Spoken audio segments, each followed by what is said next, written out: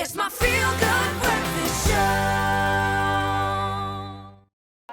Thank you so much, Mr. Carl Wasty, and that celebratory note, an ideal one after the weekend that South Africa had in the Rugby World Cup. South Africa coming out trumps over Samoa 46-6. And a result, gentlemen, that I think we desperately needed this coming Monday morning.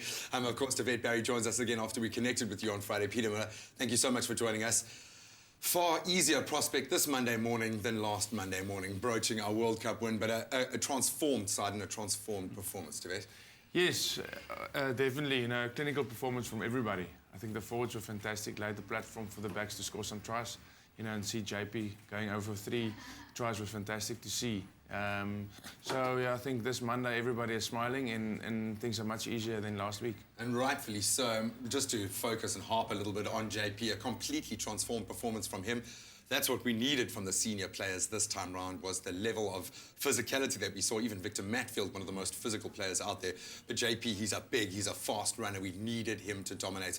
And it seemed to be a different mentality completely in that side. I think you could see they were focused when from the start when they walked out, and you can see it in their eyes. But looking at JP, he was back in the game. They tried, he was looking for work, and that's important. And if JP is not getting ball, he's lazy, not lazy, but he doesn't like to do too much. So you have to get him a game quickly and get him done. In fact, all of those dynamic players seem to be able to connect to the game. Billy, we know he can be isolated as well, but he was in on the action. We saw a much better platform attacking performance, and of course, Heineke Meyer. I think probably burst a blood vessel in his head halfway through that game. But I think the big news coming out of this, the shocking or the sad news, heartbreaking, Jean de Villiers now out. What do you think this would have done to him?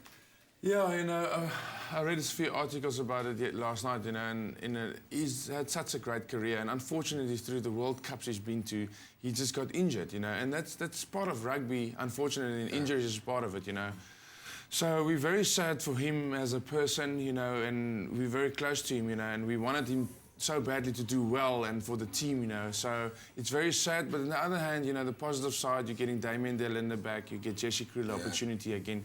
So that's the part of the game, and let's hope the guys that step in, and I trust the guys that step in will do a great job. And now, of course, they've got the talisman of playing for Jean. How much is that going to affect the team morale and the psychology of these team players that now know they've got to go out there and do it for their captain who can't be there, Peter? Well, I think you're 100% right. Like David said, Kriel is important for him and to start. Youngsters, they're keen. But I think in the background, Jean will still be there. I think he's a strong captain, and he'll still be leading it in a sense, from behind the group itself, is close-knit. So I think, you'll be still there, will be there, and I think, in his capacity behind the guys. Yeah, it's going to have a big effect, and I think we'll see Victor Matfield looking at his performance and making the right decisions over the weekend. He'll probably step in. We're going to carry on chatting to you, gents, a little bit later. We'll talk about the shock Wales-England result there as well. But, gentlemen, thank you so much for joining us. Awesome to be reporting back after a weekend like this. Hopefully you enjoyed your time with the Boks. If it wasn't active enough for you this weekend, well, we're about to kick it up this morning. In fact, we're going to do something, yes, that is a bit more holistic to kickstart your week on the active front. Ewan?